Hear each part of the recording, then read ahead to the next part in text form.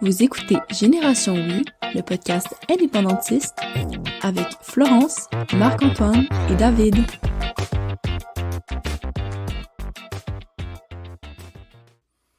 Alors, bonjour à tous et bienvenue à un nouvel épisode de Génération Oui. J'espère que vous allez bien. Aujourd'hui, je suis avec ma co-animatrice, Florence Colette. Ça va bien? Oui, ça va bien, toi? Oui, merci beaucoup. Veux-tu nous parler de notre partenaire publicitaire?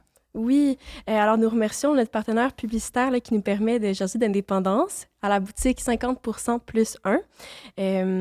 Donc, je vous invite à aller voir là, leurs produits en ligne. En description, il va y avoir le lien pour aller voir tout ça, puis aussi leurs réseaux sociaux. Alors, une fois de plus, là, merci encore à la boutique 50% plus 1. C'est grâce à eux là, qu'on peut parler d'indépendance, puis ça fait vraiment une différence pour nous. Oui, tout à fait. Puis, c'est une boutique indépendantiste, donc ils font des produits à l'effigie du Québec, de l'indépendance. On vous invite à aller y jeter un coup d'œil, puis vous pouvez bénéficier d'un code promo avec Génération Oui, tout en majuscule. On remercie également les députés du Bloc québécois qui nous soutiennent parce que c'est grâce à eux qu'on peut faire cette deuxième saison en studio, donc louer un studio. On remercie Mme Nathalie Sinclair-Desgagnés, M. Mario Beaulieu, Mme Louise Chabot, M. Alexis Brunel-Duceppe, Mme Julie Vignola, M. René Villemeux, Mme Christine Normandin, M. Jean-Denis Garon, M. Xavier Barcelou-Duval et finalement M. Simon-Pierre Savard-Tremblay. Donc, merci à vous toutes et tous qui nous appuyez dans notre démarche pour parler d'indépendance. Donc, juste avant de commencer aussi, si vous aimez notre contenu, aujourd'hui, on va parler de la course à Québec solidaire. Donc, si vous aimez notre contenu, partagez l'entrevue. C'est important. Aimez, commentez, puis abonnez-vous. Donc, sans plus tarder, on est avec Christine Labrie, députée de Sherbrooke. Ça va bien? Ça va très bien. Merci pour l'invitation. Bien, merci à toi de l'avoir accepté. Est-ce que tu veux qu'on se tutoie? Absolument. Parfait. J'espère que oui. Parfait. Je le demande toujours au cas où. Je vais te présenter pour celles et ceux qui ne te connaissent pas. Donc, tu es né le 28 septembre 1987 à Sherbrooke. Tu possèdes un certificat en sociologie, un baccalauréat et une maîtrise en histoire. En 2017, tu te présentes aux élections municipales comme conseillère à Sherbrooke, mais tu es défaite. En 2018, tu es élue députée de Québec solidaire dans la circonscription de Sherbrooke. Désormais, tu es candidate au poste de co-porte-parole pour remplacer Manon Massé. Merci d'être avec nous. Ça fait plaisir. On va parler de ton parcours d'abord et avant tout. Comment tu as eu la piqûre de la politique? La piqûre de la politique, il y a eu plusieurs phases à ça, je te dirais. Moi, j'ai commencé à m'intéresser à la politique vraiment au cégep. Chez nous, on n'en parlait pas vraiment. Je n'étais pas super équipée pour comprendre les enjeux politiques, mais au cégep, j'ai eu un prof, puis je vais le nommer, il s'appelle Jean Salmon. Je pense qu'il n'enseigne plus maintenant, mais il prenait vraiment son temps de bien nous aider à nous approprier la politique québécoise. La première heure de son cours, il épluchait le journal avec nous, puis il nous expliquait carrément l'actualité. C'était extraordinaire. Puis à partir de ce moment-là, moi, j'ai jamais arrêté de m'intéresser à l'actualité politique. Mais je m'impliquais dans aucun parti. Je faisais seulement être spectatrice de l'actualité politique, je dirais. Le moment où j'ai eu le déclic pour m'impliquer, ça s'est plus passé justement autour de 2017, quand je me suis lancée au municipal. À ce moment-là, j'étais très dérangée par un dossier municipal chez nous, par le positionnement, notamment du conseiller de mon district, mais de plusieurs autres. J'avais écrit une lettre ouverte pour dénoncer leur positionnement. Puis finalement, c'est un parti qui m'a approchée parce qu'on partageait des visions de l'urbanisme, puis du développement social. Donc, je me suis lancée là, puis je suis vraiment un peu tombée en amour avec cette façon-là de m'engager. Ça m'a permis d'avoir un contact de proximité vraiment important avec les citoyens aussi. Au municipal, c'est vraiment ça, hein, la force de ce palier-là. J'ai adoré faire campagne. Puis l'année d'après, il y avait une élection provinciale. Moi, j'avais réseauté beaucoup avec des gens de Québec solidaire parce qu'il y a des chevauchements là, avec la gauche aux différents paliers de gouvernement. Puis, ils m'ont approchée pour que je sois candidate aux élections. Fait que je suis vraiment passée de spectatrice de politique dans mon salon à candidate. Ça s'est passé assez rapidement. Même mon premier Conseil national de Québec solidaire, je l'ai fait en tant qu'élue, comme députée. Je n'ai pas passé par l'étape de la militance active avant. Fait que ça a été une courbe d'apprentissage très rapide. Puis, c'est quoi les emplois que tu as eus avant d'être dans la politique? Moi, quand j'ai été élue, j'étais en train de faire un doctorat en études féministes à l'Université d'Ottawa, puis j'enseignais aussi comme chargée de cours à l'Université de Sherbrooke en histoire. J'enseignais la méthodologie. Sinon, j'ai surtout travaillé là, en recherche, comme j'étais encore au doctorat à ce moment-là. Avant même de gagner, en fait, avant même le début de la course au co-porte-parole de Québec solidaire, tu as dit que, bon, toi, tu as gagné en 2018, tu as gagné en 2022. Tu as dit donc que tu es capable de gagner en région parce que la circonscription de Sherbrooke est en dehors de l'île de Montréal. Bien sûr.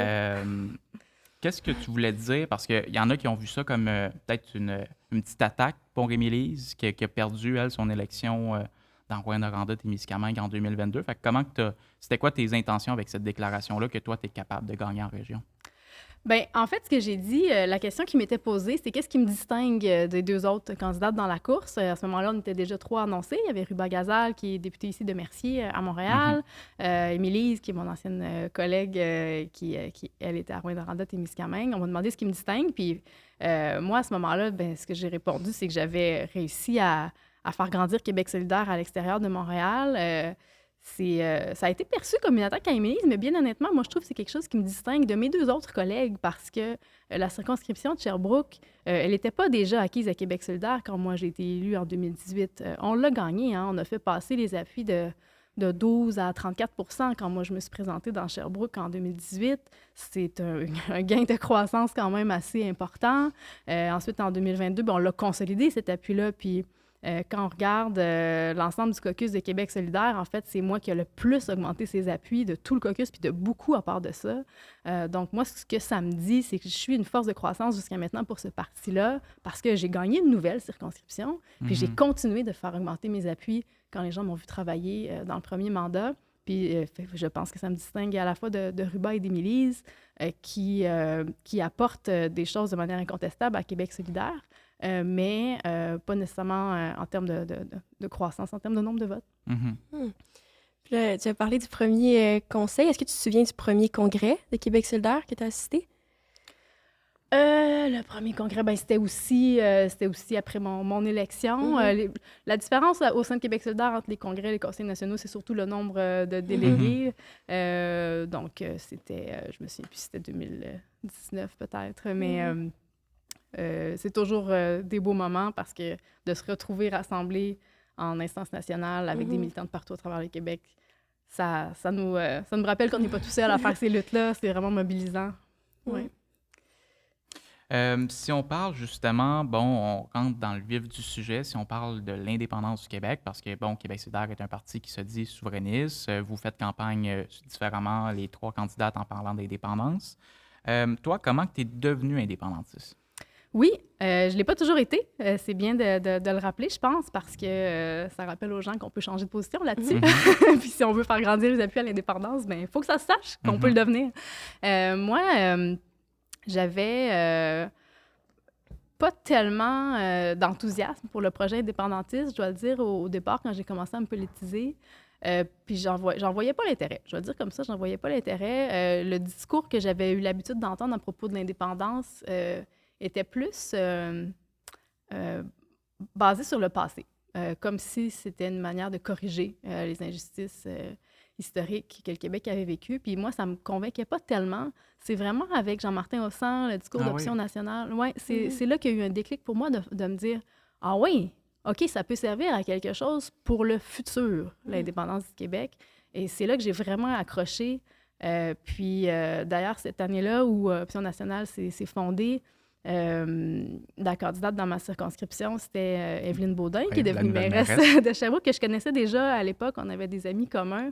Donc, à la fois, j'étais très inspirée par Jean-Martin Hossan, par son discours sur l'indépendance, qui rendait le projet utile pour la suite des choses, à mes yeux.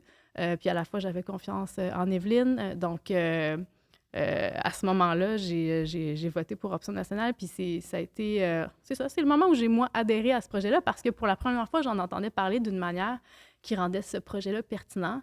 Puis à force de... Bon, c'est la seule fois que j'ai voté pour Option nationale. Après, je suis revenue à Québec solidaire, mais les arguments sont restés bons parce qu'au final, je les retrouvais à Québec solidaire aussi. C'est juste que j'y avais pas nécessairement prêté attention avec le même intérêt avant d'avoir l'approche de Jean-Martin Hossan. Donc, en 2012, c'était l'émergence, l'essor d'Option nationale avec Jean-Martin Hossan qui avait des arguments sur l'indépendance très pragmatiques, très terre-à-terre, les arguments économiques, les arguments de « on va aller chercher nos leviers » pour pouvoir, après ça, pouvoir avoir une social-démocratie forte, puis maintenir nos acquis, puis etc. Avant ça, donc, est-ce que tu votais pour Québec solidaire avant de voter Option nationale? Oui, oui. Il y a eu une exception, par contre. Je me souviens d'avoir déjà voté pour Véronique Yvon. Puis je dis pour Véronique Yvon parce que c'était pas pour le Parti québécois que j'avais voté à ce moment-là, c'était pour elle. J'habitais dans Jean Talon à ce moment-là. Elle s'était présentée dans Jean Talon. Malheureusement, pour le Québec, c'est Philippe Couillard qui avait gagné à ce moment-là. Mais elle était venue faire un débat dans mon cégep. Puis j'avais été très impressionnée et inspirée par elle. Donc, assurément, elle avait eu mon vote cette fois-là. Mais c'est un vote pour elle. Puis sinon, toutes les autres fois, j'ai voté pour Québec solidaire. Ouais. Donc, avant, tu votais pour Québec solidaire, tu étais plus du côté fédéraliste, ou du moins, tu n'étais pas convaincu de l'indépendance, puis tu es devenu indépendantiste. Donc, c'est possible qu'il y ait des fédéralistes à Québec solidaire qui font un cheminement vers l'indépendance au final. Oui, bien, de dire que j'étais fédéraliste, ce serait un peu trop fort, je pense, parce que c'est pas parce qu'on n'est pas indépendantiste qu'on est forcément en admiration avec le Canada. Il y a une indifférence quand même qui est largement répandue par rapport au projet d'indépendance. Puis ces gens-là adhèrent pas forcément là, au projet canadien, mais c'est juste que pour beaucoup de gens, il faut avoir un sentiment d'utilité pour se lancer dans la démarche de créer un pays. Il faut savoir pourquoi on veut le faire. Donc, moi, c'est ça dont j'avais besoin.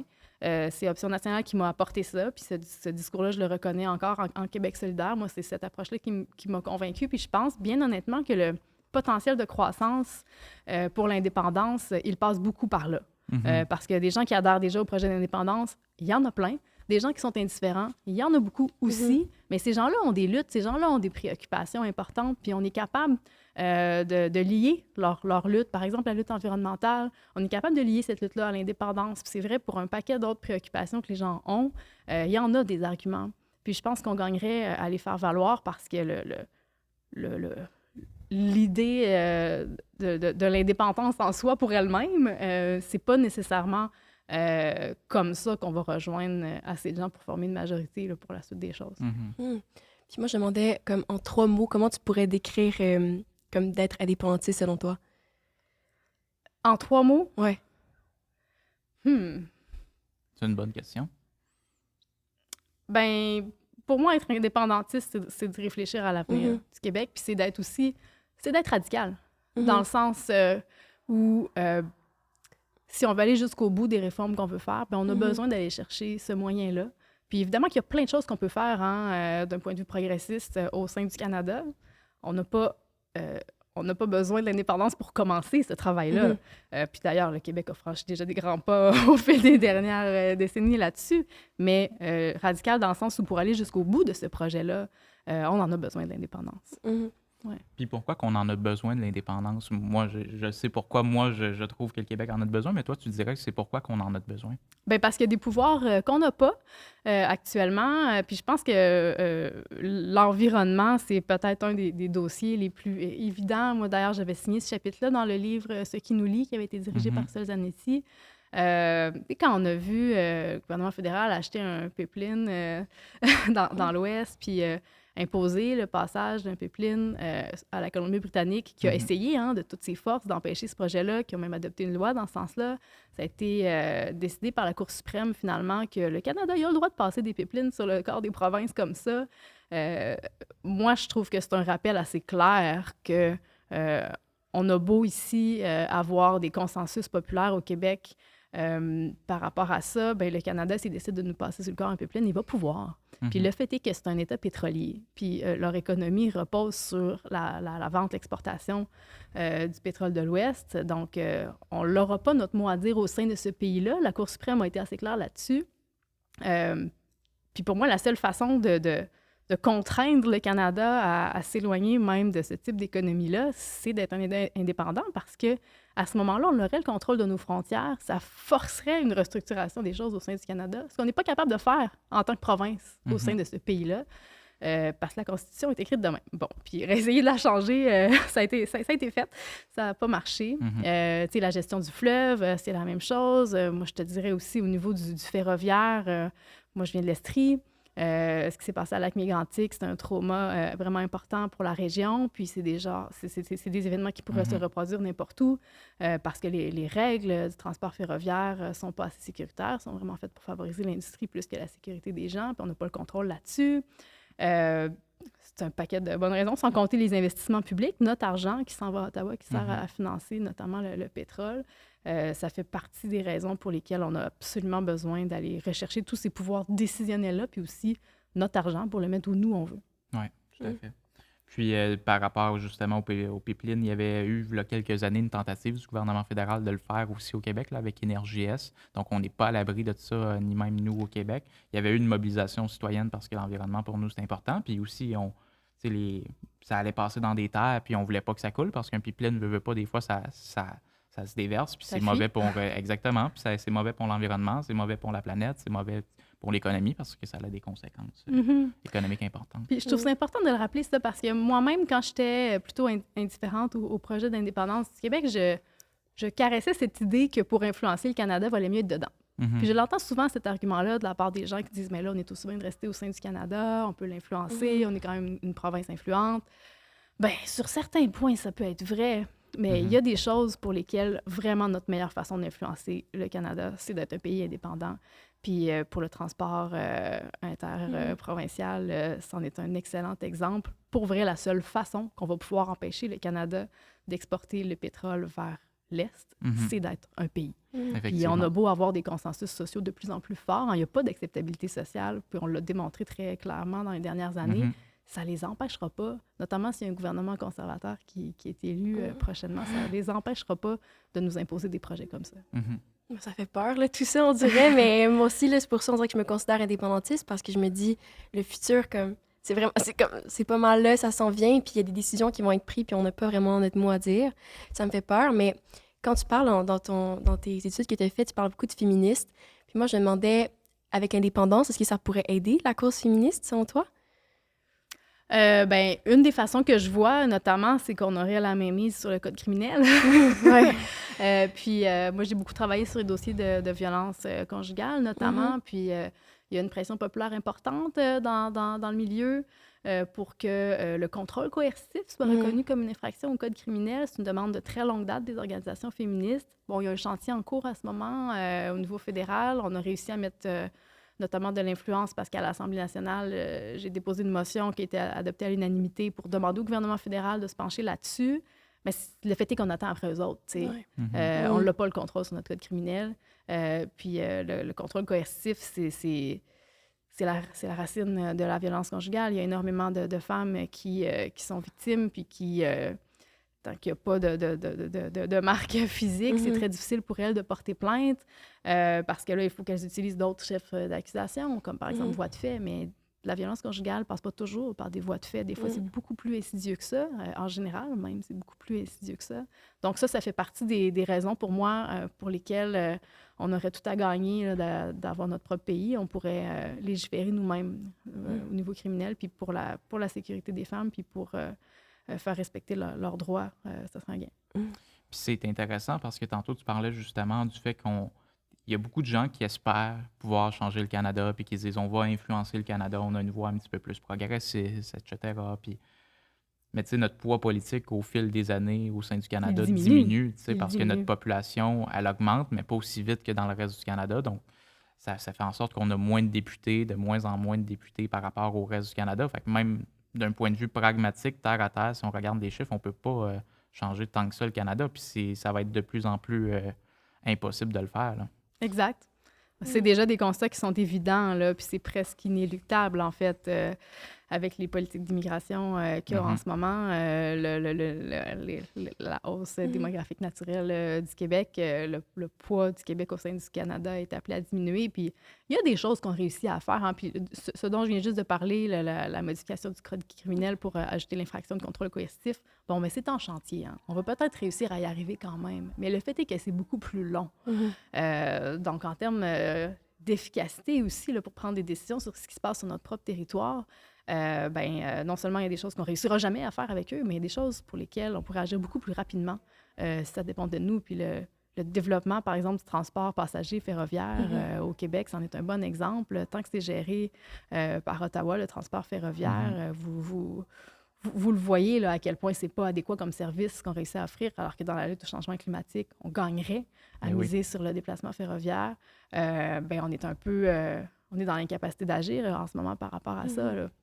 Ouais, puis on essaie de on a essayé de changer le Canada, mais au final, le Canada ne veut pas changer. Donc, c'est un peu comme une relation toxique, de vouloir changer l'autre, puis finalement, l'autre ne veut pas changer, fait qu'on ne peut pas rien faire à ce niveau-là. La volonté doit venir du Canada en soi. Là. Exact. Puis eux, ils n'ont aucun intérêt à nous donner plus de pouvoir. Hein. La gestion du fleuve, par exemple. Pensez-vous que ça les intéresse de nous donner plus de contrôle sur le fleuve?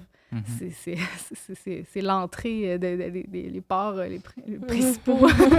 Donc, c'est certain qu'ils n'ont pas le goût de partager ça avec nous. Même si on revendiquait plus de pouvoir au sein du Canada, ils n'auront pas le goût de nous les donner. Ils y perdraient. Tout à fait. Puis, est-ce qu'il y a une différence entre ta vision indépendantiste de celle de Ruba Gazal puis Émilise? Bien, honnêtement, moi, j'en vois pas tellement. Je pense que Ruba parle beaucoup des raisons très émotives qui l'amènent à être indépendantiste. Elle répète souvent j'ai 2 nations, mais pas 2 pays. Je pense qu'elle a une approche, oui, peut-être un petit peu plus émotive de la question d'indépendance. La mienne, mon cheminement à moi pour devenir indépendantiste, il a été plus pragmatique. C'est moins pour des raisons émotives que ce projet-là m'intéresse. Mais au final, notre vision du projet d'indépendance, c'est la même. Toutes les 3, on adhère au mécanisme proposé aussi par Québec solidaire de l'Assemblée constituante. Moi, bien sincèrement, je pense que c'est la meilleure façon de le réussir, ce projet-là, parce que il y a des insécurités importantes qui entraînent un refus de ce projet-là, puis même de la désinformation. On l'a vu lors des 2 derniers référendums. Si on veut répondre aux insécurités des gens, les rassurer sur ça va être quoi ce projet-là, en leur proposant une constitution claire qui l'explique, ce serait quoi la répartition des pouvoirs au sein de ce nouvel État, je pense on peut rassurer énormément de gens. C'est pour ça que pour moi, ce mécanisme-là, il est le plus intéressant. Fait que je sens que oui, il peut y avoir des petites différences dans le cheminement qui nous a amenés à être indépendantistes, mais au final, la vision de l'utilité de ce projet-là pour la suite des choses au Québec, la façon d'y arriver, on le partage. Puis qu'est-ce qui t'a poussé à... Parce que là, tu as parlé de Ruba Gazal, on t'a parlé aussi d'Émilise Lessard-Terrien, 2 candidates qu'on a reçues. Ruba, il y a quelques mois, c'est un épisode qui a beaucoup fait jaser. Si vous ne l'avez pas écouté, c'est votre chance.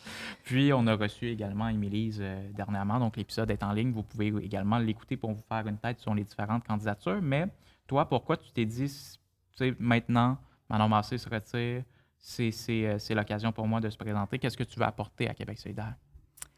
J'ai réfléchi très longtemps avant de me lancer dans cette course-là. C'est pas une décision facile, hein, parce que c'est tout un mandat de devenir co-porte-parole d'un parti politique.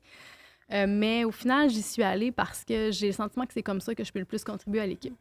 Moi, j'ai un sentiment d'urgence pour qu'on réussisse à prendre le pouvoir à Québec solidaire à cause des crises qu'on traverse. On a parlé beaucoup d'environnement depuis tout à l'heure.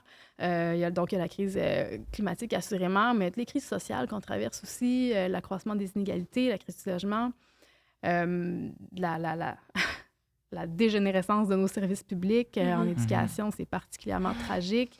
On n'a plus un système d'éducation qui assure l'égalité des chances, alors qu'on en a déjà eu un.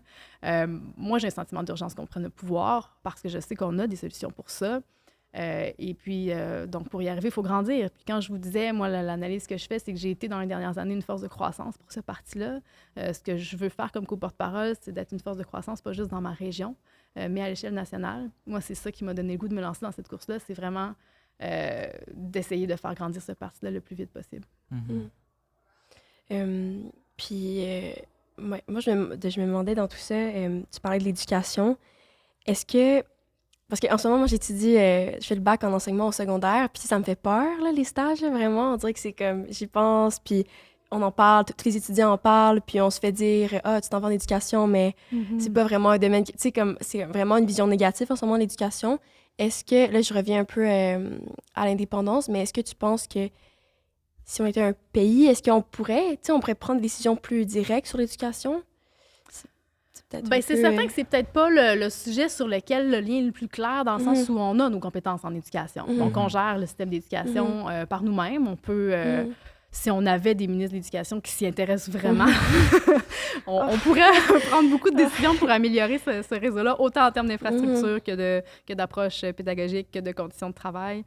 Mais c'est certain qu'il y a beaucoup d'argent qu'on envoie à Ottawa que si on le gardait ici, on pourrait l'utiliser à notre goût. Donc oui, il pourrait y en avoir une partie qui s'en va en éducation. C'est plus une question de fond par rapport à ça, parce que les pouvoirs, on les a en matière d'éducation. Mais moi, je fais les mêmes constats que toi. Puis à travers mon parcours, j'ai étudié pendant 1 an en enseignement d'univers social au secondaire. Puis juste dans le stage d'observation que j'ai fait à ce moment-là, puis c'était en 2010, je le voyais déjà là, à quel point les conditions de pratique professionnelle étaient terribles. Tu sais, moi, j'avais le goût d'enseigner à ce moment-là.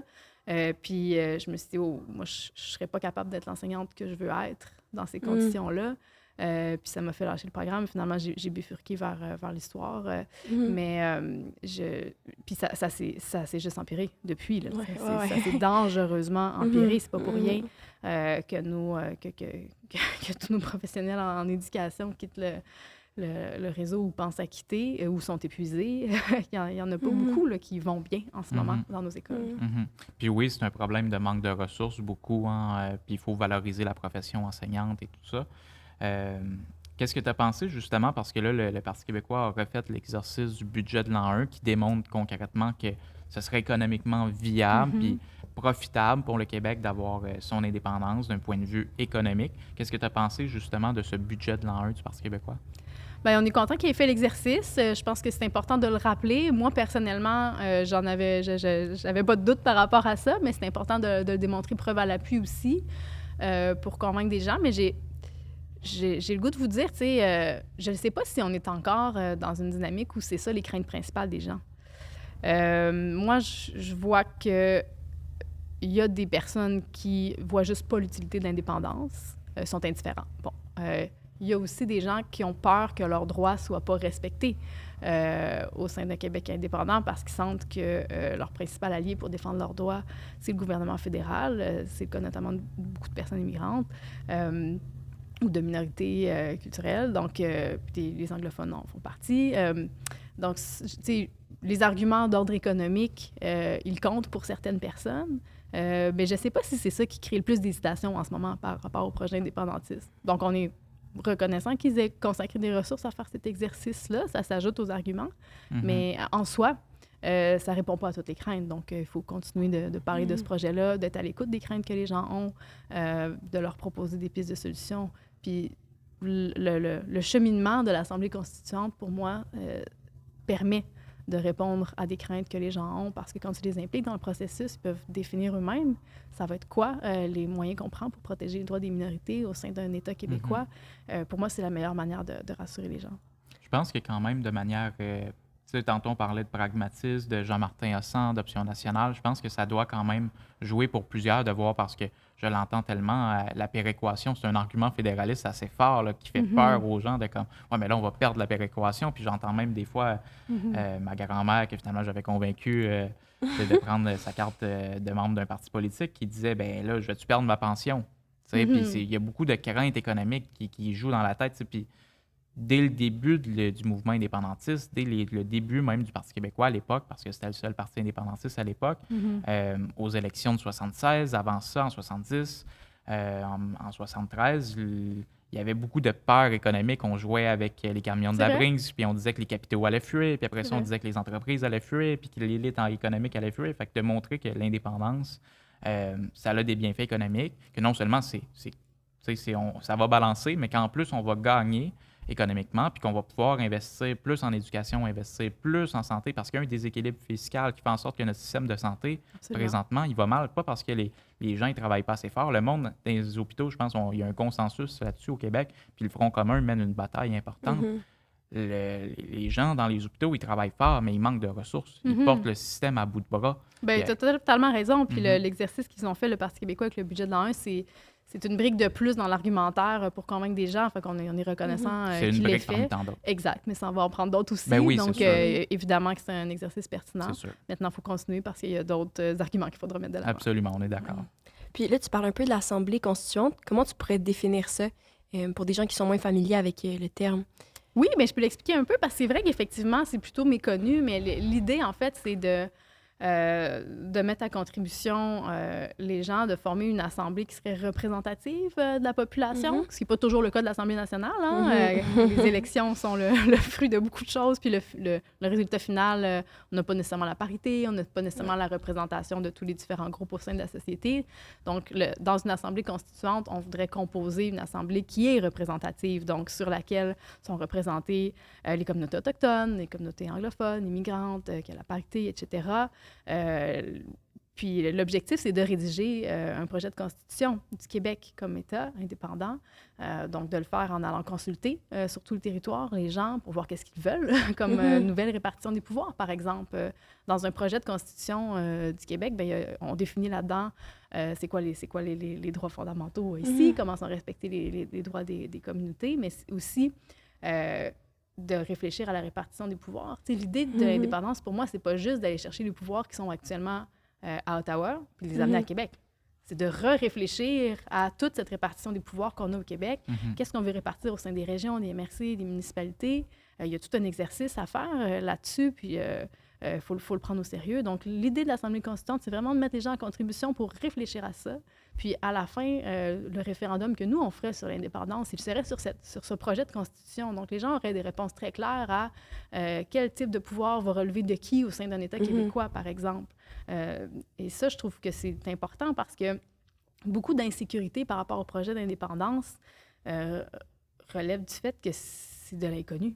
Donc, aussi bien définir clairement les contours de cet État-là, puis de le faire ensemble pour s'assurer que on met le plus de gens possible avec nous dans ce projet-là, puis qu'on en fait un projet rassembleur, finalement. Tu sais, la question d'indépendance, historiquement, ça a beaucoup divisé au Québec. Puis moi, j'aime de cette approche-là que ça nous réunit ensemble pour réfléchir à ce projet-là. Puis, continuons à parler de l'Assemblée constituante parce que c'est un mécanisme que vous proposez depuis longtemps, Québec solidaire, puis il est malheureusement un petit peu moins connu que le référendum comme le Parti québécois le propose, puis c'est normal. Là, le Parti il est plus compliqué aussi comme mécanisme. Plus compliqué, effectivement. Comment que ça fonctionne là, pour, sans non plus rentrer dans toutes les mécaniques, là, parce que peut-être, c'est aussi une décision qui va se faire en partie, mais mettons que Québec solidaire aurait pris le pouvoir en 2022. Concrètement, vous arrivez au pouvoir, mettons que vous êtes majoritaire. Qu'est-ce qui arrive par rapport à l'Assemblée constituante? Là, tu as parlé du fait que vous allez faire des tournées des régions. Est-ce que c'est une assemblée qui est élue? Est-ce que c'est une assemblée? Est-ce que c'est les membres du gouvernement? Comment que ça fonctionne? Bien, d'abord, il faudra créer l'Assemblée constituante, définir toutes les modalités de ça et du référendum qui suivent à travers une loi. Donc, la première étape, si on forme le gouvernement, c'est de déposer un projet de loi pour former l'Assemblée constituante. Et c'est là qu'on va, nous, on va mettre des choses au jeu, assurément, puis ça sera influencé par les autres partis aussi qui sont là, parce que c'est ça le travail parlementaire. La première étape, donc, c'est de faire adopter cette loi-là qui vient baliser le processus. Comment, justement, les gens vont être nommés pour créer cette assemblée représentative, quel échéancier ils vont avoir pour réaliser cette consultation-là. C'est quoi les modalités de la consultation, finalement?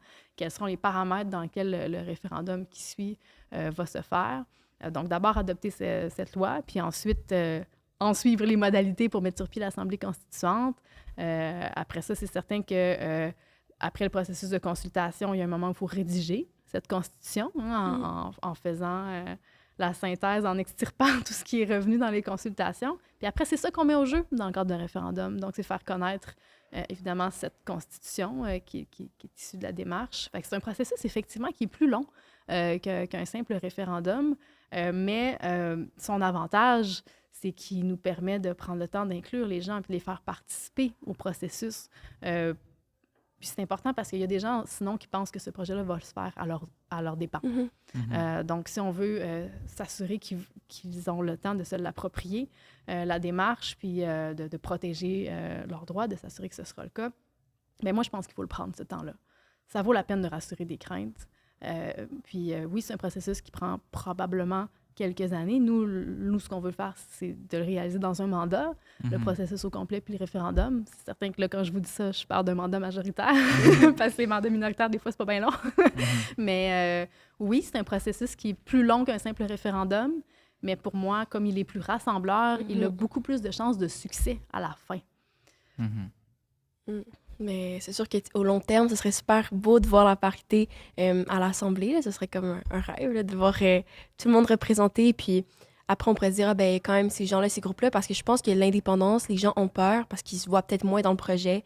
Fait que souvent, la peur, ça vient de l'inconnu et tout. Exact. Puis il faut qu'ils puissent se voir dans ce projet-là, s'approprier ce projet-là. Puis là, tu parles de la composition de l'Assemblée nationale, qui est autre chose, mais c'est certain que dans ce processus de constitution-là, on peut réfléchir aussi c'est quoi le mode d'exercice du pouvoir, c'est quoi le système démocratique qu'on veut mettre en place dans cet État. C'est vraiment, c'est ça, là, de mettre à contribution les gens pour définir les contours du pays du Québec. C'est ce genre de choses-là qui peut en ressortir pour en faire un projet finalement mobilisant.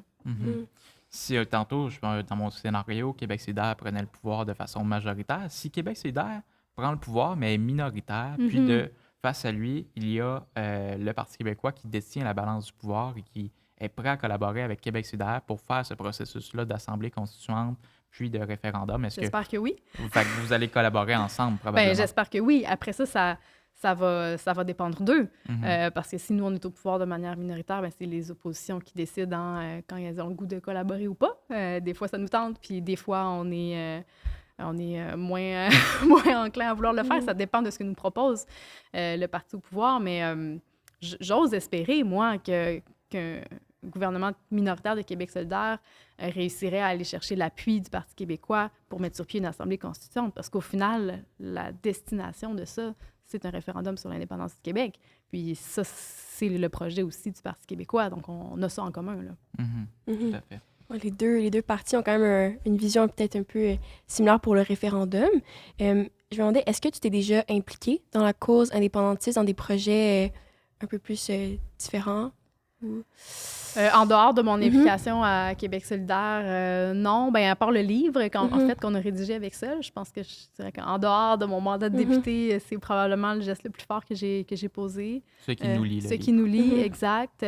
Qui est un ouvrage intéressant parce qu'il s'adresse justement à des gens qui ne sont pas certains de comprendre l'intérêt de la démarche indépendantiste.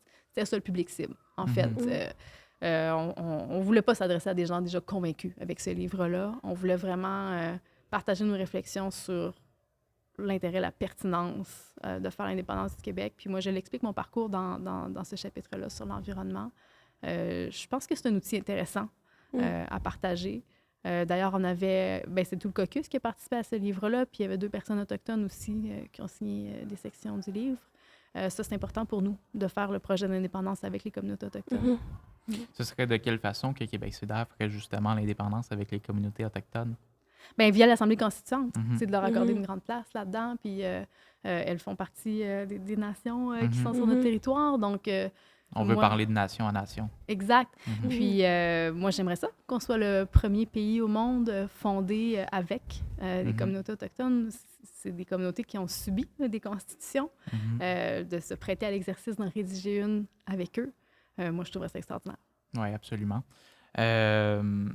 Advenant le cas, parce que là, j'ai présenté un scénario de Québec solidaire majoritaire, après ça, Québec solidaire minoritaire. Si le Parti québécois prend le pouvoir, qu'il soit majoritaire ou minoritaire, s'il fait un référendum, est-ce que, selon toi, Québec solidaire devrait être dans le camp du oui? Ben oui, assurément. Assurément, parce que on veut aller la chercher, l'indépendance du Québec. Fait que vous allez me retrouver dans le camp du oui avec l'ensemble de mes collègues. C'est-à-dire que lors du dernier référendum, Québec solidaire n'existait pas, mais il y a bien des gens qui sont à Québec solidaire qui ont quand même milité dans le camp du oui à l'époque, sous d'autres chapeaux. Oui, puis on voyait justement Françoise David en 95 qui était dans le camp du oui, puis à côté, on voyait un Lucien Bouchard. Là, c'est 2 visions un peu opposées sur plusieurs sujets. Le manifeste pour un Québec solidaire, le manifeste pour le Québec lucide. Puis finalement, ces deux personnes-là qui travaillent ensemble. Puis on voyait aussi Louise Arel, etc. Il y a plein d'exemples comme ça de gens opposés qui travaillaient ensemble pour faire venir le Québec indépendant. Donc, c'est intéressant. Quand il y a des projets qui rassemblent comme ça, il faut travailler ensemble. Hein. C'est un peu comme la réforme du mode de scrutin. Vous nous voyez travailler en ce moment avec le Parti québécois là-dessus. Puis j'aimerais ça voir le Parti libéral nous rejoindre dans cette mobilisation-là. La CAQ, a décidé de quitter le bateau. Mais oui, je pense qu'il y a des projets comme ceux-là qui sont bons pour le Québec. Quand on est capable de dégager des consensus entre différentes formations politiques, il faut se serrer les coudes puis il faut militer dans le même sens. Puis c'est tellement inspirant de voir ça comme citoyen, de faire « OK, les choses peuvent avancer sans qu'on ait tout le temps à chicaner sur plein de détails. Puis au final, on a l'impression que les partis essayent juste de se différencier entre eux, mais qu'il n'y a pas tant de différence.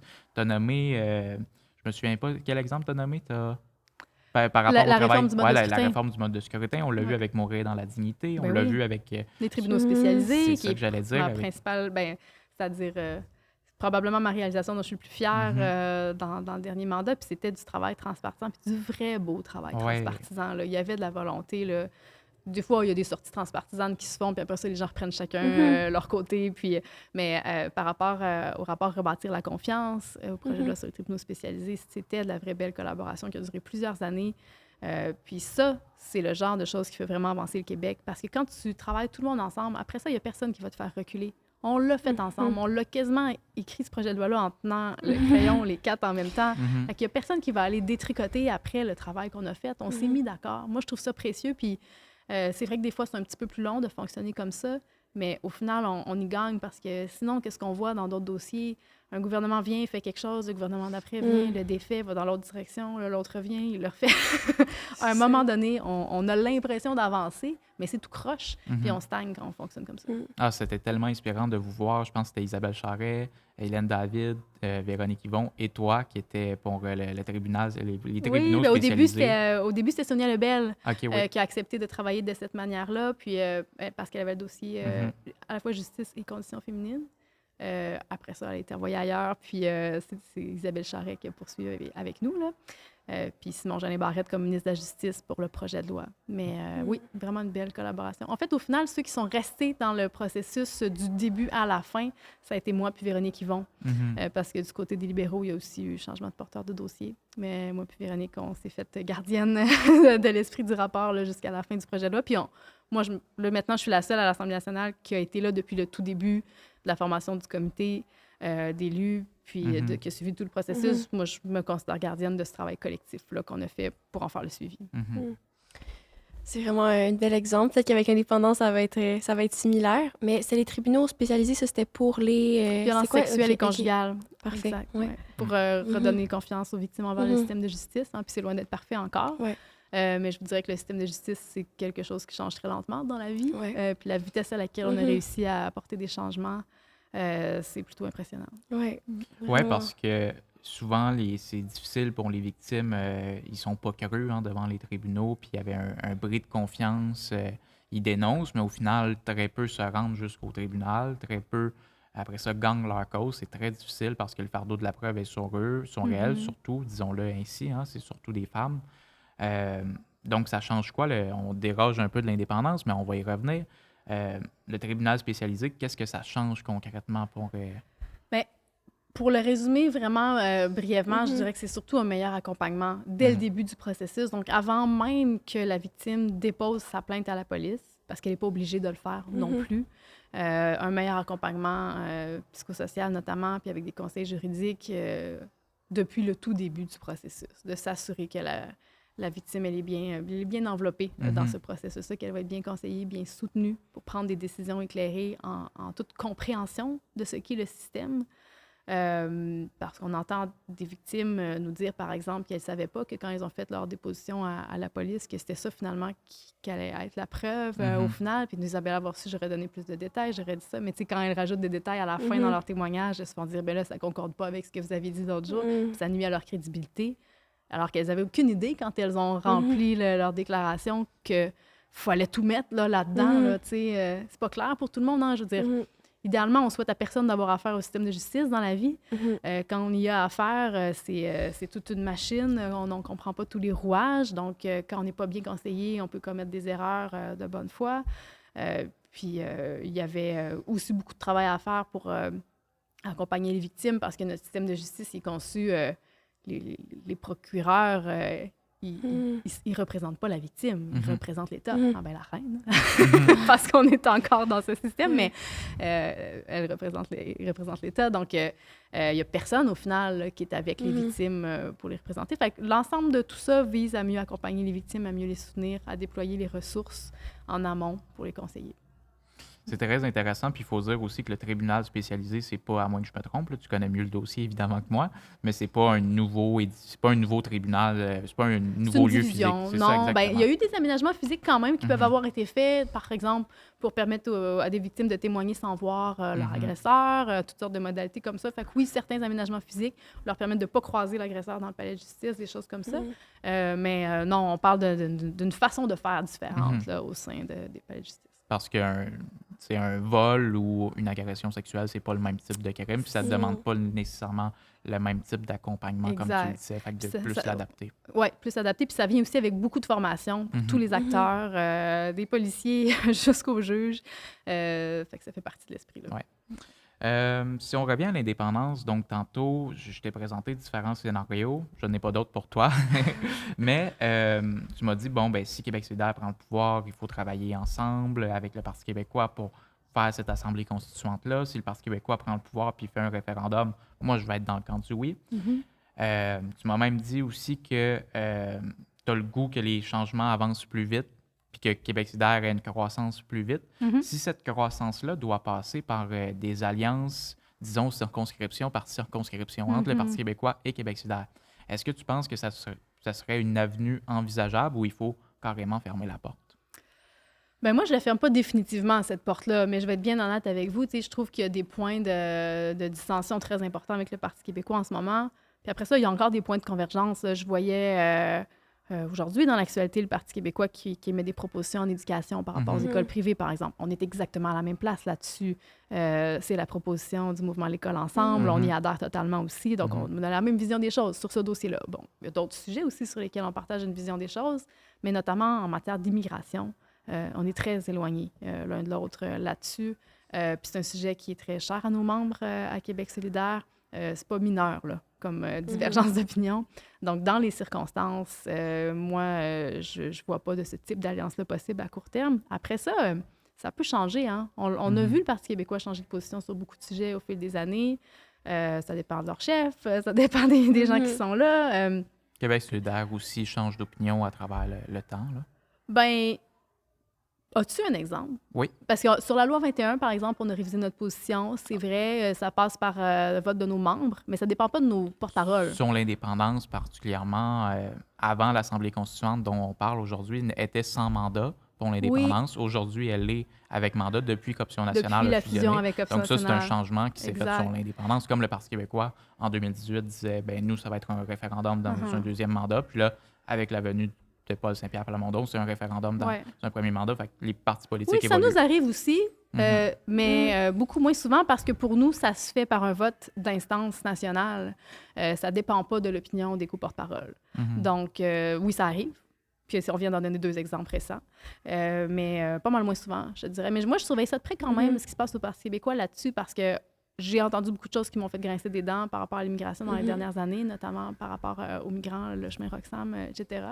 Mais là, l'élection de leur nouveau député dans Jean Talon, lui arrive avec des visions différentes, peut-être un peu plus humanistes là-dessus. Donc, ça peut faire cheminer les positions du parti aussi. Puis c'est pour ça que je dis que je ne ferme pas la porte définitivement. Moi, si ça se passait cette année, j'entrevois pas de collaboration possible. Mais on verra. Parce que c'est ça, il faut dire que Pascal Paradis, qui a été élu dans Jean Talon, circonscription étonnamment très libérale historiquement, a fait son discours devant ses collègues quand il a été assermenté, non pas pour le roi, mais pour le peuple du Québec. Il a dit donc qu'il célébrait la diversité culturelle de sa circonscription et du Québec en général. Toi, tu as reçu ça positivement, j'imagine? Oui, on le sent que son discours est différent par rapport à l'immigration. Je me demande si ça va accrocher à l'interne ou s'il va réussir à influencer positivement son parti dans ce sens-là. Je dis positivement, c'est de notre point de vue à Québec solidaire. Après ça dépend du point de vue des gens, mais j'espère qu'il réussira, en fait. J'espère qu'il réussira à faire changer de positionnement sur certains enjeux parce qu'il nous reste sur beaucoup d'autres sujets des points en commun avec le Parti québécois. Oui, c'est super intéressant. Est-ce qu'on passe sur le bloc sur la course ou tu voulais... Oui, on a encore du temps pour parler de l'indépendance. Être sûr. Oui, si on continue dans le même sujet, par rapport à, tu disais, le discours sur l'immigration du Parti québécois, c'est quoi tantôt, tu m'as demandé si j'avais un exemple. Toi, as-tu des exemples de choses qui te déplaisent concrètement là, dans le discours sur l'immigration du Parti québécois? Bien, l'approche de réduction de l'immigration en général, des positions qui ont été émises publiquement par rapport au chemin Roxham. Quand je regarde, moi, l'actualité internationale, les conflits d'une grande violence qui se déroulent à l'étranger, les changements climatiques qui créent des catastrophes naturelles vraiment importantes, moi, je sens la nécessité de m'assurer que le Québec est une terre d'accueil puis qu'on a les portes grandes ouvertes pour accueillir des gens ici. Moi, je sens pas la même ouverture en ce moment du côté du Parti québécois. Puis c'est des choses qui changent au fil du temps parce qu'ils l'ont déjà eu dans le passé, cette ouverture-là. Ça pourrait revenir. Mais moi, ce que je constate en ce moment, c'est plutôt une volonté de diminuer, de fermer la porte plus petit pour l'immigration, je vais dire ça comme ça. Donc, on diverge d'opinion là-dessus. Mais moi, je me sens une responsabilité par rapport à ce qui se passe à l'étranger. Puis, je la sens aussi du côté de la population. Tu sais, les gens sont scandalisés de ce qui se passe en Palestine, en Israël en ce moment, de ce qui s'est passé, puis qui se passe encore en Ukraine, en Haïti. Je veux dire, on est solidaires de ce qui se passe là-bas. On est capable. La capacité d'accueil d'un État, ça dépend des moyens qu'on met. Hein. Donc, moi, je pense qu'on est capable de recevoir plus de gens ici. Puis, justement, à la dernière élection québécoise, donc, on voyait même au débat des chefs Gabriel Nadeau-Dubois, d'une part, et Paul Saint-Pierre Plamondon pour le Parti québécois. La différence, c'était pas mal ce que tu nommes, les seuils d'immigration, parce que sur l'ensemble, même les commentateurs, même l'animateur disaient, ben, tu sais, pourquoi vous ne travaillez pas ensemble? Au final, vous pourriez... environnement, on était très proches aussi. En environnement, vous étiez très proches. Sur l'indépendance, vous étiez très proches. Sur plein de dossiers comme ça, sur l'éducation, la santé. Puis les commentateurs, comme Patrice Roy, qui était animateur du débat, disaient, ben, pourquoi vous ne travaillez pas ensemble au final? Parce que vous pourriez probablement peut-être prendre le pouvoir. Mais sur les seuils d'immigration, parce que c'est effectivement une divergence de point de vue de part et d'autre, le Parti québécois donc proposait de baisser à 35 000. Vous proposiez de monter à... Une fourchette entre 60 et 80 000 de mémoire. Nous, on veut le définir. On veut la définir, la capacité d'accueil. Mon collègue Guillaume Clich-Rivard a beaucoup insisté là-dessus auprès de la ministre, notamment. Donc, oui, nous, on est prêt à l'ouvrir plus grand à la porte. Puis, tu sais, au final, là, ce qu'il faut se souvenir sur ce dossier-là, c'est que quand on parle de la capacité d'accueil, ces gens-là sont déjà ici. Hein. La largeur de la porte qu'on ouvre à l'immigration, ça n'a pas une influence sur le nombre de gens qui rentrent vraiment sur le territoire du Québec. Ça a une influence sur le délai que ça va prendre avant qu'ils soient... avant que leur processus d'immigration soit vraiment terminé. Ces gens-là sont déjà ici. Ils ont déjà un appartement. Ils sont déjà en train de travailler. Mais là, ils ont un statut qui est instable, qui rend leur vie professionnelle compliquée parce qu'ils sont toujours dans paperasse. Il y a des incertitudes qui créent un paquet de problèmes. Donc, au final, ben, nous, on voudrait régulariser le statut d'énormément de gens. On peut parler de parrainage familial aussi. Là. Il y a des gens qui attendent un proche à l'étranger depuis des années. Puis quand on réduit la porte par rapport à ça, ça fait juste augmenter le délai d'attente avant que les gens puissent retrouver leur conjoint, leur conjointe, par exemple. Ça crée des situations qui, moi, humainement, me troublent beaucoup. Puis, oui, tu avais une question, pour clarifier, là, juste pour être certaine, ce qui se passe comme ça avec l'immigration, c'est au provincial qu'on décide et non au fédéral, c'est ça? Ah ben ça, c'en est une autre belle raison de vouloir l'indépendance du Québec, parce que c'est un peu des deux. C'est à cheval entre les deux. Puis les citoyens qui en ont des problèmes d'immigration, quand ils viennent nous voir au bureau, ben là, des fois, sont à une étape où, oui, on peut les aider. Des fois, sont à une étape où on les renvoie au bureau du député fédéral. Puis il y a des allers-retours comme ça, selon l'étape où ils en sont dans leur cheminement, selon le problème qu'ils vivent à ce moment-là. C'est extrêmement compliqué. C'est extrêmement compliqué. Puis on y gagnerait beaucoup à avoir plein pouvoir sur l'immigration, mais comme on gagnerait beaucoup à avoir plein pouvoir sur tout, bien honnêtement. Finalement. Mais au niveau de l'immigration, c'est que ça crée des situations humainement très difficiles pour les gens qui les subissent. Puis, toujours sur l'immigration, parce que c'était la divergence entre le PQ et le QS, le Parti québécois, donc, qui proposait, comme je le rappelle, 35 000 immigrants, mais ça compte pas les réfugiés, hein, parce que tantôt, on parlait de solidarité internationale. Oui, bien, c'est l'immigration économique, effectivement, mais c'est pour ça que je dis que c'est des gens qui sont déjà ici en train de travailler. Fait que pourquoi, si je me mets dans la peau d'un électeur qui va être convaincu, qui voit la vision du Parti québécois qui dit « Nous, on va baisser les seuils d'immigration à 35 000 parce qu'il y a une crise du logement qui affecte beaucoup les gens au Québec actuellement. Puis, bien, nécessairement, si on fait venir plus de gens, bien, ça va prendre plus de logements, mais c'est compliqué de construire des logements sociaux au Québec, malheureusement. » Mais c'est ça, c'est qu'ils sont déjà ici. Ouais. Ils sont déjà ici. Ces gens-là ont des logements, puis ils travaillent. Fait que ça serait pas Ou de- des fois, ils ne travaillent pas parce qu'ils sont en attente d'avoir un permis de travail au fédéral, qui est un autre problème. Fait que les seuils d'immigration que Québec solidaire veut hausser, c'est pour les gens qui sont déjà ici. C'est donc de régulariser le statut, mais pas de faire venir plus de gens nécessairement. Là. Ben, c'est-à-dire qu'au final, sur ces listes d'attente-là, il y a aussi des gens qui sont à l'étranger, mais il y a des gens qui sont déjà ici depuis plusieurs années puis qui attendent que ce soit terminé là, leur processus. Je veux dire, tu sais, on en voit là, des gens qui, par exemple, des infirmières là, qui ont été recrutées à l'étranger, hein, parce que on fait ça là, partout à travers le Québec, dans les différentes régions du Québec, il y a des réseaux de la santé, des entreprises, même des organismes communautaires qui font ça. Notre ressource en itinérance chez nous, à Sherbrooke, a fait ça, là, aller recruter à l'étranger des employés. Là. Ben, on va les chercher à l'étranger, ces gens-là. Puis moi, je vois des infirmières, par exemple, qui ont été recrutées, qui sont en attente de leur citoyenneté ici pendant tellement longtemps. Puis juste parce que la porte, elle est ouverte plus petite au Québec, ça augmente les délais. Bien là, ils s'en vont en Ontario ou au Nouveau-Brunswick parce que là-bas, ils vont l'avoir tout de suite, leur citoyenneté. Mais c'est un petit peu absurde parce qu'on a déployé des ressources, nous, pour aller la chercher là-bas. On en a besoin ici, absolument. Puis là, on l'a fait niaiser sa liste d'attente juste parce que nous, on a décidé, bon, mais c'est temps par année. Puis ça fait en sorte que ça augmente son délai dans le processus. Fait qu'elle, si elle traverse la frontière puis qu'elle s'en va travailler, puis d'ailleurs, au Nouveau-Brunswick ou en Ontario, elle peut quand même travailler en français, on l'a perdu. On l'a perdu juste pour cette raison-là. Mais elle était déjà ici, là. Fait que moi, c'est pas des arguments qui me convainquent du tout, ceux du Parti québécois, par rapport à la réduction du seuil d'immigration. Ce que je vois, moi, puis je le vois en Estrie, mais pour m'être promenée beaucoup dans les derniers mois, dans le contexte de la course, je l'ai senti partout où je suis allée aussi, c'est qu'il y a une ouverture immense pour accueillir plus d'immigration dans les différentes régions du Québec. Tu sais, ça se peut qu'à Montréal, la capacité d'accueil soit atteinte. C'est possible, mais le territoire du Québec, il est grand. Puis à beaucoup d'endroits, on a la capacité d'accueillir des gens. Moi, ce que je vois, c'est partout des entreprises, des communautés qui disent on en veut, on est capable. À certains endroits, le maintien de l'école du village dépend de ça.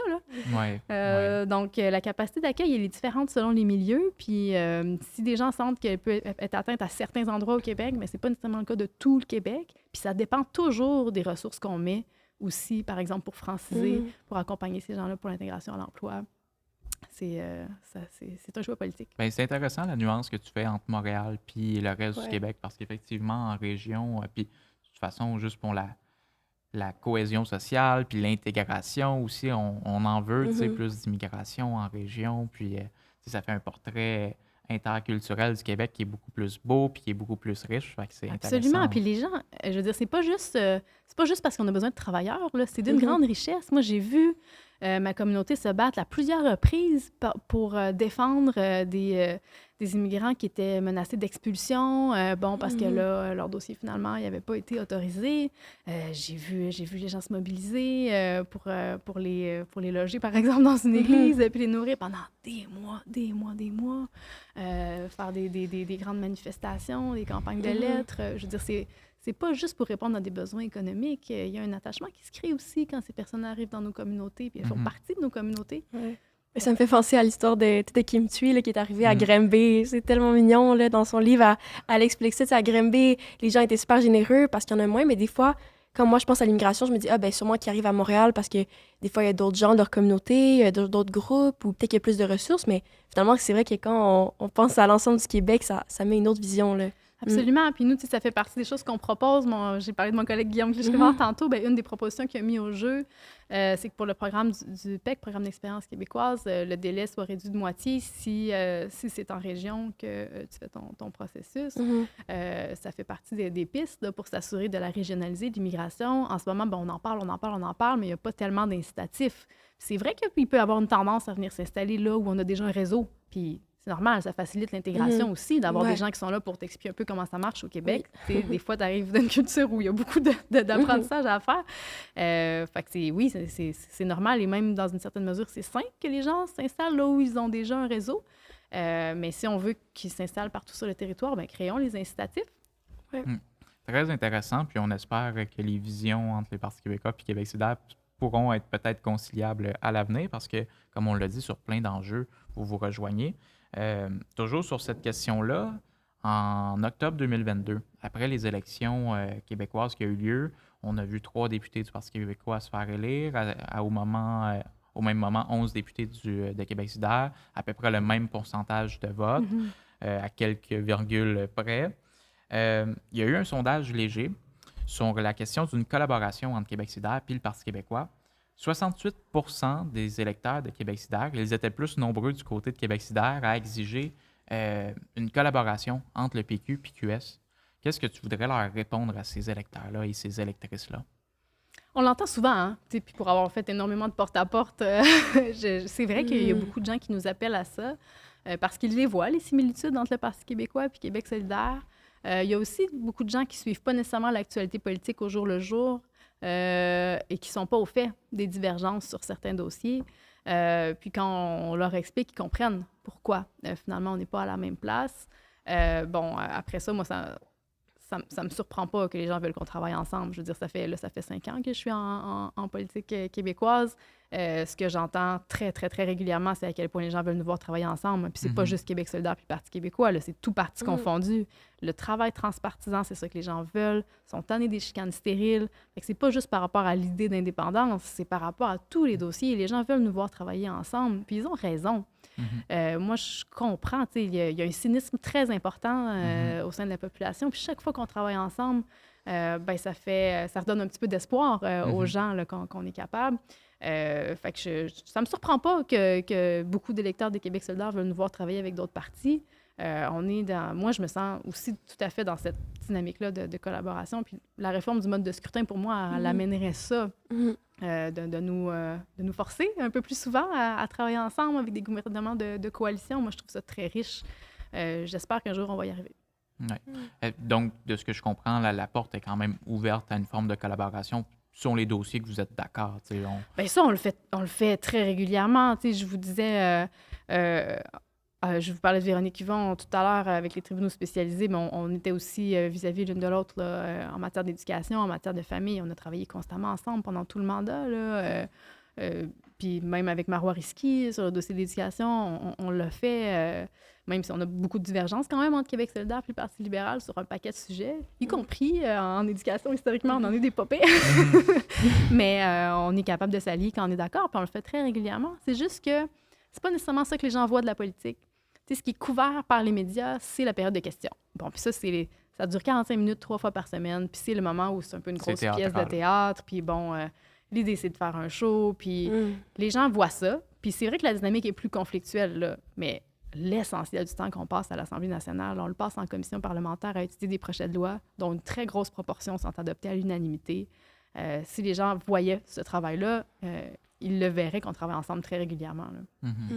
Aussi, quand je vois aux États-Unis, qui est comme à côté de nous, il y a tellement une polarisation des deux extrêmes, ça fait peur de voir que comme...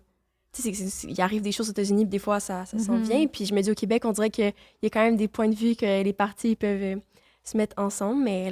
On n'a pas d'extrême ici. Non, c'est ça. Puis... heureusement.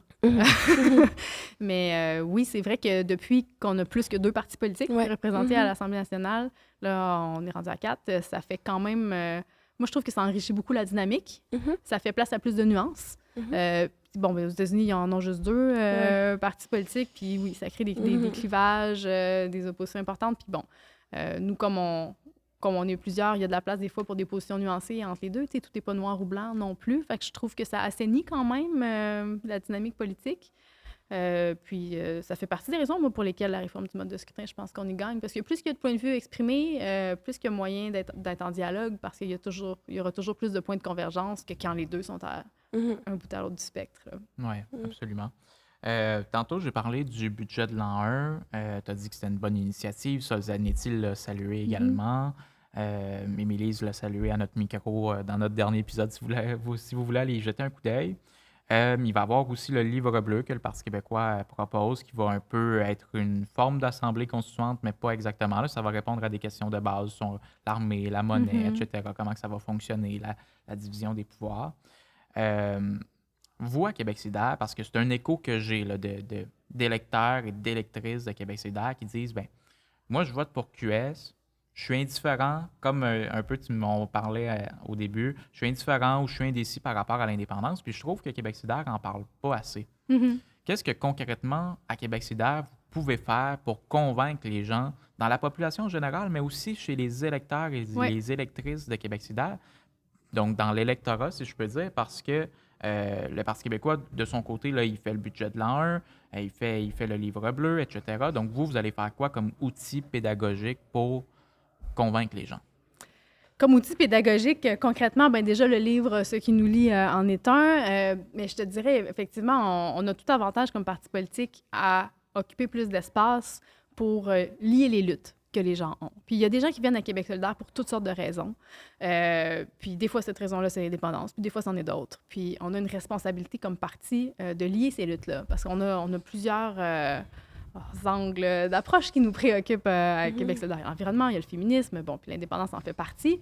Je trouve que c'est vrai qu'on ne l'a pas occupé assez, cet espace-là, dans les dernières années pour lier les luttes. Il y a énormément de jeunes, par exemple, qui viennent à Québec solidaire pour les luttes environnementales. Bon. Parmi eux, un très grand nombre sont plutôt indifférents à l'indépendance. Mais ils sont chez nous, là. On a un rôle à jouer pour qu'ils voient le lien entre la lutte environnementale qu'ils mènent puis le projet d'indépendance. Moi, ça me dérange pas si on les convainc pas de faire de l'indépendance leur priorité. Écoutez, ils sont là pour l'environnement, eux autres, puis c'est bien correct. Mais il faut qu'on réussisse à faire le lien puis qu'ils comprennent la nécessité de l'indépendance pour aller jusqu'au bout de leur lutte. On ne l'a pas beaucoup fait dans les dernières années, ce travail-là, de lier les luttes de nos sympathisants, c'est vrai, avec le projet d'indépendance. On s'en rend compte qu'on n'a pas travaillé là-dessus autant qu'il le faudrait.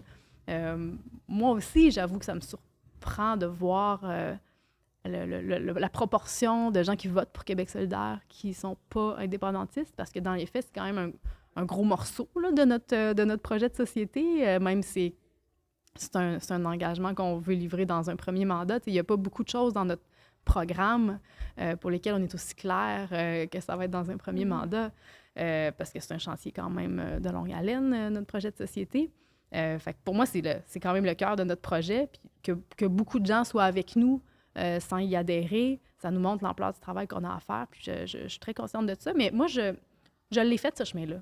Je le sais qu'on peut faire ce chemin-là aux gens. Simplement, il faut comprendre qu'il y a plein de raisons d'arriver à l'indépendance. Puis je pense que de juger les gens qui ne sont pas indépendantistes ou qui prennent un autre chemin ou qui ont d'autres priorités, bien, pour moi, ce n'est pas une façon de les rallier à cette cause-là. Bien au contraire, en fait, on a tout à gagner à essayer de comprendre c'est quoi qui les préoccupe eux autres dans la vie, puis après ça, de s'équiper avec des bons arguments pour lier ce qui les préoccupe dans la vie avec la question d'indépendance. Oui, vraiment, vraiment. Oui, je suis vraiment d'accord. Oui, t'avais-tu une question? Ou... non, OK, ça bon. va, Si je demande, Émilie nous disait à ce micro-ci, il y a quelques jours, l'épisode est en ligne, que Québec solidaire n'a pas assez parlé d'indépendance lors de la dernière campagne électorale. Ruba Gazal nous a dit au même micro, Québec solidaire n'a vraiment pas assez parlé d'indépendance aussi. Donc, les deux sont d'accord là-dessus. Toi, c'est quoi ton opinion là-dessus? Est-ce que Québec solidaire a assez parlé d'indépendance lors de la dernière campagne électorale? Bien, par rapport à la dernière campagne électorale, moi, ce que j'ai vraiment beaucoup ressenti, c'est que les gens voulaient qu'on leur parle de la lutte à l'inflation. Il y avait des préoccupations d'ordre très, très critique en matière économique. Puis moi, j'ai senti que c'était ça dont les gens avaient besoin de nous entendre parler. Parler d'indépendance en campagne électorale, c'est un peu tard. Hein? C'est un travail qu'il faut faire. C'est un travail qu'il faut faire à l'année longue, de manière constante. Puis une des raisons qui fait qu'on n'a peut-être pas parlé beaucoup d'indépendance pendant la campagne électorale, puis pour lesquelles on est effectivement moins actif, même entre les campagnes sur le sujet de l'indépendance. Je pense que c'est notamment parce qu'on a des choses à clarifier sur notre propre vision. On parle beaucoup d'Assemblée constituante, et moi, je vous en ai parlé, je pense que c'est le meilleur moyen d'accéder à l'indépendance, mais ça ne devrait pas nous dispenser de faire nos propres réflexions sur nous, on veut quoi dans cette constitution-là, comme parti politique. On va participer à cette consultation-là, on va soumettre un mémoire, on a des idées quand même de la répartition des pouvoirs qu'on voudrait, de la défense des droits des minorités, qu'est-ce qu'on veut mettre en place comme droits fondamentaux dans un Québec indépendant. Bon, on doit le faire, cet exercice-là. Puis c'est certain que le jour où on l'aura fait, réfléchir sérieusement à c'est quoi pour nous la répartition des pouvoirs dans un Québec indépendant, comment qu'on veut que ça se passe, on va se sentir bien plus solide pour aller en parler. Moi, je veux nous voir faire cet exercice-là. Je veux qu'on y arrive, puis... je pense que ça explique une bonne partie du fait que des gens sont parfois mal à l'aise à Québec solidaire de parler d'indépendance, notamment en campagne électorale. l'Assemblée constituante, ça ne devrait pas nous dispenser de faire ces réflexions-là. Notamment sur la réflexion la répartition du pouvoir. Puis je suis certaine qu'Émilie, elle vous en a beaucoup parlé. Elle parle beaucoup de la déconcentration du pouvoir. Puis elle a bien raison, là, je vous l'ai dit tantôt, pour moi, ça ne servirait pas à grand-chose d'aller chercher les pouvoirs fédéraux puis de les garder tout à Québec. Là. Je veux dire, l'idée de l'indépendance, c'est de rapprocher le pouvoir des gens qui subissent les décisions. C'est ça qu'on veut faire. Ouais, puis... Et ça implique de revisiter l'ensemble des pouvoirs dont on dispose au Québec pour les redistribuer dans nos communautés puis les rapprocher le plus proche possible des gens. Moi, une indépendance qui ressemble à un statu quo, mais avec plus de face de la reine sur nos timbres puis nos pièces de monnaie, pour vrai, ça me convainc pas. C'est pas assez intéressant. Il faut que ça vienne avec des changements sociaux importants. Puis on a encore du travail à faire à Québec solidaire pour mettre au jeu c'est quoi, notre vision de cet État-là. Si tu veux, on peut parler des autres enjeux également de la course. Veux-tu te lancer avec une question de ton côté? Oui, mais moi, je me demandais, c'est une question peut-être de base, si jamais il y a des délégués ou des membres là, qui nous écoutent en ce moment de Québec solidaire, pourquoi ils devraient voter pour toi? Oui. C'est une bonne question. Moi, l'approche que j'ai dans cette course-là, c'est vraiment de mettre au jeu ma vision stratégique pour la suite des choses à Québec solidaire. Comment je pense qu'on peut aller gagner la confiance des gens. C'est ça qui nous manque beaucoup de mon point de vue. Là.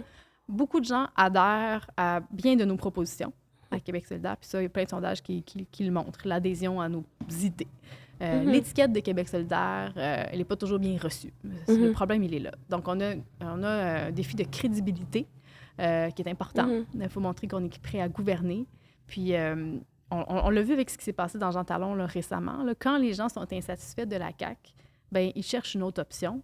Ouais. Puis, en ce moment, l'autre option là, à Québec, la valeur refuge, ça a été le Parti québécois. C'est un parti qui a déjà gouverné. Donc, il y a cette expérience-là du pouvoir. Je pense que ça peut inspirer de la confiance chez les électeurs de savoir ça. Nous, on n'a jamais gouverné. Donc, il faut démontrer qu'on est capable de le faire. Moi, c'est ça que je propose aux membres, là, qu'on fasse le travail de crédibilité nécessaire. Puis on pourra élaborer là-dessus si tu veux, mais moi, je suis vraiment dans cette approche-là où j'ai un sentiment d'urgence, qu'on le prenne le pouvoir, puis je pense que ça doit teinter notre approche pour la suite des choses. Moi, le sens de mon engagement en politique, c'est de réussir à changer les choses. Simplement en parler des changements qu'on veut voir, ça ne me satisfera pas. Je suis là pour proposer des solutions puis pour qu'on les mette en œuvre. Donc, j'ai une approche qui est peut-être plus pragmatique de la suite des choses à Québec solidaire. Fait que moi, ce que j'invite les membres puis surtout les délégués à garder en tête dans la réflexion, c'est demandez-vous donc pas qui ressemble le plus à Québec solidaire, qui représente le mieux Québec solidaire, mais qui risque le plus d'aller gagner la confiance des gens qui ne sont pas encore à Québec solidaire. Votre belle-sœur, votre beau-père, votre voisine, votre collègue de travail, que vous savez qui partagent des valeurs avec nous, mais qui ne sont pas encore avec nous. Qui risque le plus d'aller chercher leur confiance? C'est ça le choix qu'il faut faire. Si on veut sortir de nos cercles habituels, là, il faut percer ailleurs. Il faut aller parler à des gens qui ne sont pas déjà avec nous. Puis tantôt, tu as dit que ça t'a pris du temps avant de décider de t'engager dans la course. Qu'est-ce qui a pris du temps à ton raisonnement? C'est la connaissance de l'ampleur de la tâche. C'est pas un petit défi comme fonction. Moi, j'aime beaucoup être députée de Sherbrooke. Je me réalise là-dedans. J'ai un sentiment de réussir à répondre aux attentes des gens aussi. Fait que c'est certain que de me lancer dans cette course-là, ça venait avec beaucoup de questions sur la suite des choses parce que c'est énormément de temps qu'on investit là-dedans. J'ai eu besoin de me demander d'abord si je m'en sentais capable. J'ai eu besoin de me demander ce serait quoi les impacts sur ma circonscription, sur ma famille. Ça a tout pesé dans la balance. Puis au final, j'avais le goût de le faire parce que je pense que c'est comme ça que je peux être le plus utile à l'équipe, sincèrement. Puis je le sais que c'est une grosse job. Je l'ai vu travailler Manon, puis Gabriel, je le vois aussi. Donc, je me lance là en pleine connaissance de l'ampleur de la tâche, puis je les vois aussi, les gros défis qu'on a à Québec solidaire. Je nous ai vus stagner l'automne passé. Je suis totalement lucide par rapport à ça, puis à l'ampleur des changements qu'il faut faire. On ne peut pas juste continuer comme on fait, là. Tu as déjà dit dans une entrevue que tu voulais pas être un accessoire décoratif, une plante verte à côté de Gabriel Nadeau-Dubois. si tu devenais co-porte-parole, ça serait quoi qui serait différent dans ton approche par rapport à celle de Manon Massé que tu vas remplacer comme co-porte-parole si tu es élu?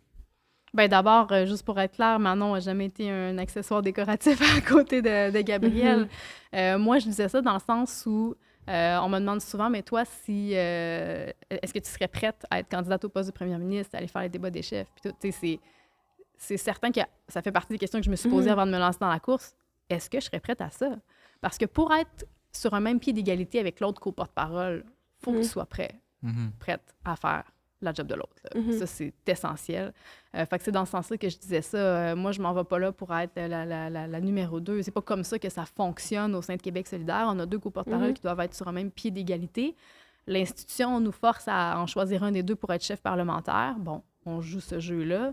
Mais le fait est que pour nous, à l'interne, c'est 2 rôles qui sont totalement égaux. C'est aux membres de choisir qui va être candidate au poste de premier ministre, faire un débat des chefs. Donc moi, j'avais besoin de répondre oui à cette question-là. Est-ce que je me sens prête à le faire? La réponse est oui, parce que sinon, je ne serais pas devant vous en train de faire cette course-là. Puis je trouve que c'est un message clair à envoyer parce que dans les dernières années, il y en a qui ont trouvé qu'on ne mettait pas de l'avant autant nos 2 co-porte-paroles. Maintenant, on comprend un peu mieux les raisons derrière ça. Hein. Manon se sentait parfois fatiguée. Bon, vous savez qu'elle a été opérée au cœur dans les derniers mois.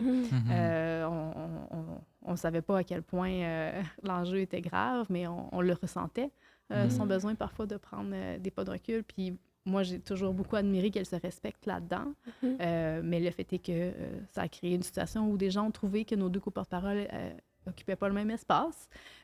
Puis ça, bien, pour la suite des choses, il faudra nous assurer que peu importe qui est la co-porte-parole femme de Québec solidaire, que les 2 occupent le même espace. Ce serait super beau de voir une co-porte-parole femme au débat des chefs. Là. Moi, j'aimerais ça. Là. Mais ce serait le fun aussi qu'il y ait les 2 au débat des chefs, mais je comprends la... Il y en a 2 débats des chefs en plus. Nous, on l'a déjà demandé dans le passé de pouvoir envoyer un des 2 à celui de TVA, puis l'autre à celui de Radio-Canada. C'était refusé à l'époque. Est-ce que ça peut changer? Moi, j'aimerais ça. Je veux dire, je pense que ça pourrait être intéressant. Mais aux dernières nouvelles, il n'y avait pas d'ouverture pour ça, mais je pense que ça serait souhaitable. Toi, tu es donc, je le disais en entrevue, au début de l'entrevue, tu es député de Sherbrooke. Oui. C'est une circonscription qui est en région, mais qui a quand même un profil urbain. C'est une ville universitaire avec une forte population étudiante. Est-ce qu'une personne de Sherbrooke a la même réalité qu'une personne, par exemple, d'une région qui est plus éloignée, comme la Gaspésie, par exemple? Bien, c'est certain que non. C'est certain que les régions ont toutes des profils différents les unes des autres. Puis la réalité au Témiscamingue, c'est pas la même non plus qu'en Gaspésie, hein, même si c'est 2 régions éloignées. C'est très différent. Moi, je prétends pas représenter l'ensemble des régions, mais je pense que c'est quand même important pour la suite des choses à Québec solidaire d'envoyer le signal qu'on sort de Montréal. On a toujours eu juste 2 co-porte-paroles qui étaient montréalais. Puis on fait un excellent travail. Mais là, le fait est qu'on doit gagner la confiance des gens dans les régions pour continuer de grandir. Je pense que la première étape pour ça, c'est d'envoyer un symbole fort qu'on sort de l'île de Montréal en choisissant une co-porte-parole qui n'est pas de Montréal. Et ça ne réglera pas tout. Hein. Ce n'est pas suffisant pour gagner la confiance des gens. Bien sûr, c'est juste un symbole. Mais ce symbole-là, il est nécessaire pour que les gens ouvrent les oreilles à Québec solidaire dans les régions. Je pense que c'est indispensable parce qu'on aura beau être bon dans les régions puis bien représenter leurs intérêts, s'ils ne sont pas à l'écoute du travail qu'on fait parce qu'ils nous considèrent juste comme un parti de Montréal, mais ça ne sert à rien.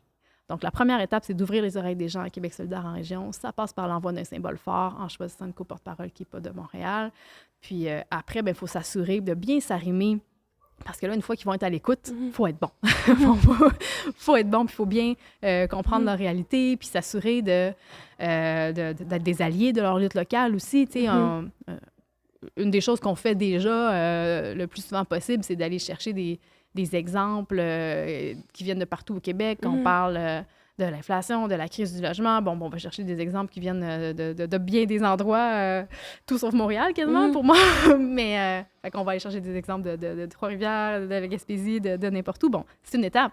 Mais c'est pas juste d'aller chercher des exemples locaux d'enjeux nationaux, c'est aussi d'être capable de bien porter les combats qui sont spécifiques à certaines régions. Tu sais, dans les Laurentides, par exemple, il y a eu une croissance démographique dans les dernières années phénoménale. Ils ont des énormes enjeux avec leur système de santé localement parce qu'ils n'ont pas, ça n'a pas grossi, ils ne sont pas capables d'absorber la hausse démographique. Il y a d'autres endroits où c'est le contraire, il y a une dévitalisation de certaines communautés, des aînés quittent leur village parce qu'il n'y a pas d'endroit pour habiter là quand ils ne peuvent plus rester dans leur maison. C'est d'autres problèmes complètement différents. Il faut s'arrimer avec ces réalités locales spécifiques-là. Il y en a qui ont des enjeux de transport bien spécifiques aussi. Il faut être le plus ancré localement possible. Mais pour que les gens soient à l'écoute de ça, le premier symbole à envoyer, c'est qu'on sort de Montréal. C'est vrai. Puis, quand tu as commencé à être député, est-ce que c'était un rêve pour toi de peut-être un jour devenir co-porte-parole? Est-ce que tu avais déjà pensé ou... Pas du tout. Non? Non, puis je vais être bien honnête, j'avais même jamais pensé devenir députée dans ma vie. Je m'en allais pas là du tout. C'est arrivé. C'est arrivé. À un moment donné, j'ai décidé d'arrêter de chialer dans mon salon puis de consacrer mon temps à essayer de changer les choses à temps plein. Puis je me réalise beaucoup dans ce travail-là. Ça me plaît. Puis même une fois députée, je me projetais pas nécessairement comme co-porte-parole. J'ai beaucoup de collègues qui ont passé pas mal de temps à me travailler pour me convaincre de me lancer dans cette course-là. C'est long, démarcher une femme en politique pour la convaincre de se lancer. Puis il y en a qui ont trouvé ça long, le temps que ça leur a pris pour me convaincre. Mais non, c'était pas mon rêve. Puis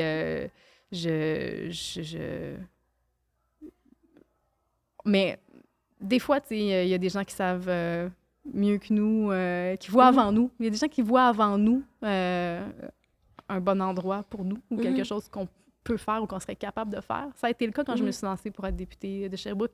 Les gens qui m'ont convaincue de me lancer dans la course à Sherbrooke en 2018, je leur disais, voyons, êtes-vous fous? Vous gagnerez jamais avec moi. Tu sais, je suis pas assez connue. Voyons, avez-vous pensé à une telle? Je leur suggérais d'autres noms. Ils disaient, non, c'est toi qu'on veut. OK, je vais y aller. Mais tu sais, j'étais pas du tout convaincue que j'allais gagner, là. Bien au contraire. Bon, si vous voulez m'essayer, on va le faire, mais tu sais... Puis bon, mais ça a fini par marcher. Puis après ça, je me suis dit, coudonc, moi, je l'aime en maudit, ce job-là. Je me serais pas imaginé jamais dans ma vie faire ça, mais je me rends compte que ça me convient totalement comme mode de vie, comme travail. Je me sens vraiment utile dans ce travail-là. Puis... je me sentirais utile aussi pour le projet de Société de Québec solidaire comme co-porte-parole. Puis c'est ça. Je pense qu'en fait, j'en avais pas de projet de vie. Hein. J'ai toujours été très, très souple dans mes initiatives, puis très ouverte à ce que les gens avaient à me proposer aussi. Puis là, je me lance là-dedans. On verra bien. Super. Très intéressant. Merci beaucoup de t'être prêté à l'exercice. On finirait avec le petit bloc ça ou ça. Donc, je te donnerai deux choix, puis il faudrait que tu fasses ton choix, ta préférence entre les deux choix. On ne veut pas de justification. Je sais que c'est un exercice qui est difficile, surtout quand on est dans le monde médiatique, politique. Il y a tout le temps plein de nuances, mais là, on fait un choix entre les deux. Donc, si ça te va, je dirais comme suit. Vas-y. Il y aurait Lève-tôt ou Couche-tard? Couche-tard. Canadien de Montréal ou Nordique de Québec? Ouf, je suis pas très hockey, ni une ni l'autre. Émilise nous a répondu la même chose. Ouais, j'aime mieux le soccer. Françoise David ou Amé Kadir? Françoise. Gabrielle Nadeau-Dubois ou Manon Massé? Mon Dieu, ils sont tellement complémentaires. Manon. Rouba Gazal ou Émilise Lessard-Taré? Émilise. Parti québécois ou Parti libéral du Québec? Ouf, à quelle époque? Maintenant. Maintenant? Je trouve que les deux sont tellement pas clairs puis contradictoires souvent. Honnêtement, il n'y en a aucun des deux qui me parle. Bloc québécois ou NPD?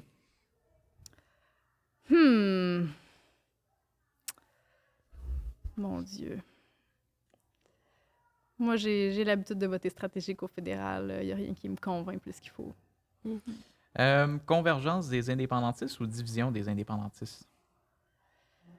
Convergence? Québec pays avec un gouvernement de droite ou Québec province avec un gouvernement de gauche?